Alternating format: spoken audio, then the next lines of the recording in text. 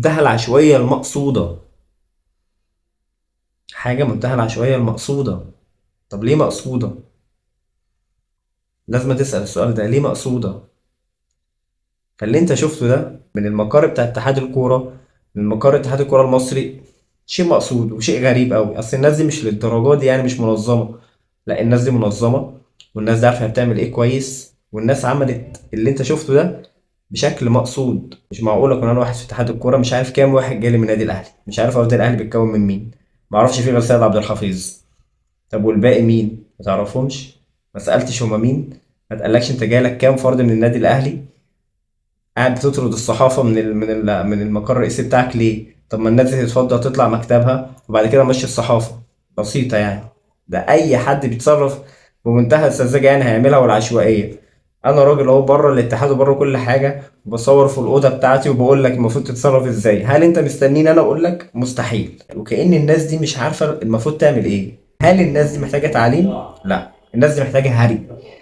والله بجد محتاج ان احنا نفضل نهري. مراكز شباب لما بتبقى جاي لها حد هي بتعرف تنسق معاه بالتليفون.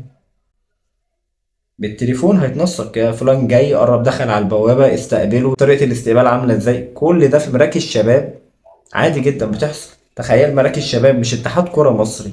اصل مش معقول يكون هما مستنيين تعليمات مني او من سيف زاهر او من احمد شوبير او من مهيب. يا جماعة يعني الناس الإعلامية الكبار دي اللي زي أكيد مش فاضيين يفضلوا يتكلموا في الحاجات دي. صح برضو؟ أنت متخيل إن أنا سيد عبد الحفيظ جاي لي هو وفد من النادي الأهلي؟ طب هتبعتوا كام واحد من النادي الأهلي؟ والله إحنا باعتين في الوفد بتاعنا أربعة. ففي حد مستقبلهم عارف إن في أربعة جايين بيمثلوا النادي الأهلي. العربية بتاعت النادي الأهلي دي جت ودخلت المقر بتاعنا، مقر اتحاد الكورة. في إعلاميين وفي صحافة، ده طبيعي لأن ده النادي الأهلي، والنادي الأهلي عايز يعمل ده أصلا. النادي الاهلي انا عارف ان هو عايز يهيج الصحافه عليا اصلا، ده كده كده.